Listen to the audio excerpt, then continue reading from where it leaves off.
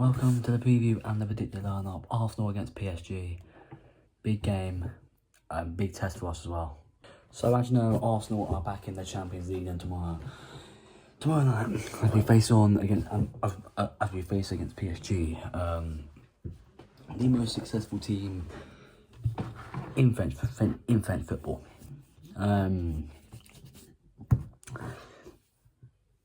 Further context for PSG's sake, they've won the last, I'd say 11 out of 12 league titles, with Lille winning one of them. Apart from that, it's been dominated by PSG. They're not the same PSG as they were. They're not the same PSG side as they were a few seasons ago. They've lost a lot of their good players in the likes of Neymar, Mbappe, Messi. Over the years, they've had all them players. So I reckon this is going to be an interesting game, It seems from what I'm hearing, Ousmane Dembélé has been left out of the PSG squad because of a falling out with manager Luis Enrique. So he has not travelled with the PSG squad, but it doesn't mean it's going to be an easy game. I still think PSG will be up for it. I still think they will go 110%. They still have some quality in there. Bradley Barcola, his quality. I rate him highly. I really rate Bradley Barcola highly. He's one up there. He's one highly rated player.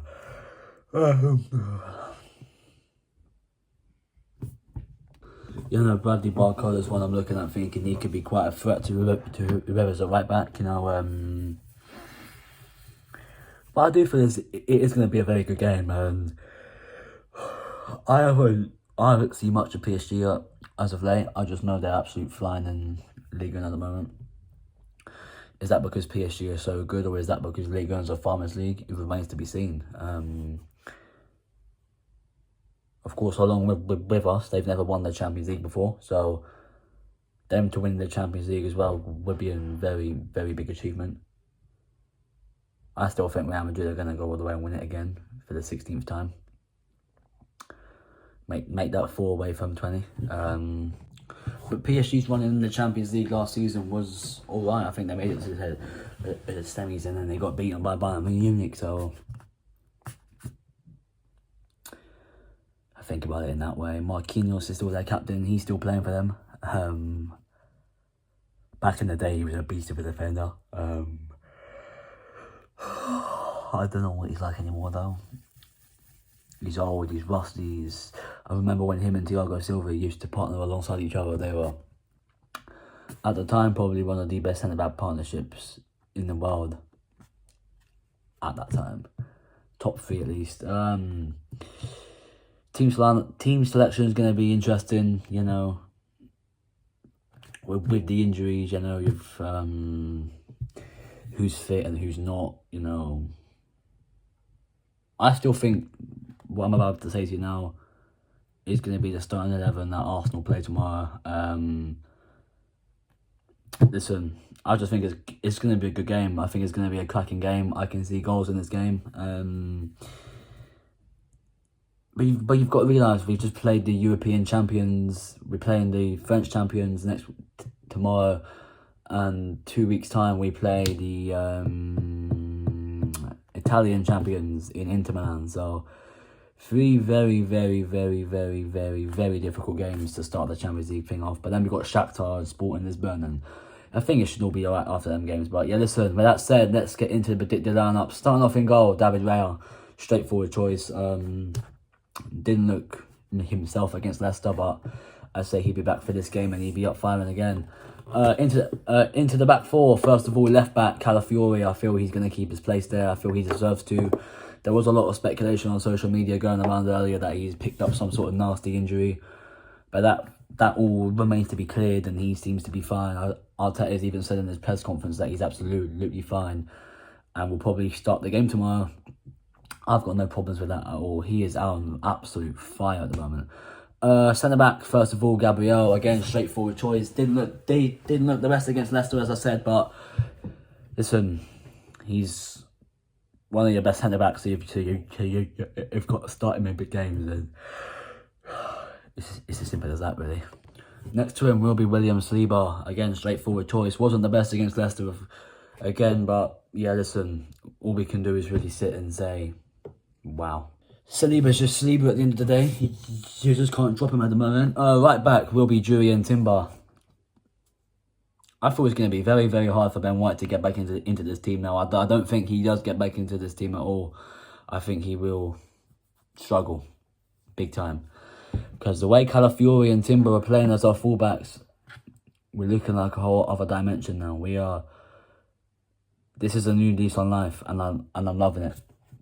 Ben White is good, don't get me wrong. I love Ben White, but Timber, I think, has that quality over Ben White and has the slight edging point over Ben White, which is why I'm going to stick with Julian Timber. In the midfield, in the bases, I'm actually going to go with Jorginho for this game. I feel he will come in. He should come in. You know, it's give Thomas Partey a bit of a rest, save him for Saturday. I can't really say much more than that, really. Jorginho, again, hasn't really played a lot of football, only played in the North London derby, and that's really it. So I feel like he needs minutes, and Jorginho, this is the perfect game to give him. Just in front of him will be Declan Rice. Straightforward choice again. You know, he's just something else, Declan Rice. This man's just absolutely something else. And I look at the price budget that we paid for West Ham for him last summer. It was mad, £105 million, and yeah. Declan Rice could be dropping a bit deeper soon because Moreno's coming back soon. I'm hearing that could be this week that he comes back. So I reckon he could be in. He could be in the squad, not for tomorrow's game, but maybe for Southampton on Saturday, which is big for us. We have big games coming up again. So, but yeah, that Declan Rice will stay where he is for now. On the left will be Martinelli. I feel he will keep his place there. Been really, really good. I've really, really liked the way Martinelli's been playing over the last few days. I feel he's been really effective on that left hand side. Since Calafiori's been there, Martinelli's gotten himself 2 assists and the goal. So yeah, Martinelli's overall play has just been absolute brilliant. So I feel like he has to keep his place for me. Through the middle will be Leandro Trossard. Again, that's a pretty much straightforward choice. You could go with Ethan Nwaneri. I reckon he'll be starting on Saturday. Spoiler alert for you in Saturday's preview. I reckon he will be starting on Saturday, Ethan Nwaneri. So, yeah, Trossard for me. On the right will be Bukayo Saka. Again, the captain, he was straightforward. Since Odegaard's been out, though, Saka hasn't really been that effective. But I reckon he'll probably get a goal or maybe even 2 in this game. I'm hoping so, man. Saka needs a big performance. And up front, as a striker, false 9, whatever you want to call it, Kai Havertz. I feel that's a strong enough lineup to go ahead and beat PSG. You know, it's pretty much an unchanged 11, bar Jorginho for Partey. So yeah, there we go. That is it for the preview and the predicted lineup. Arsenal against PSG.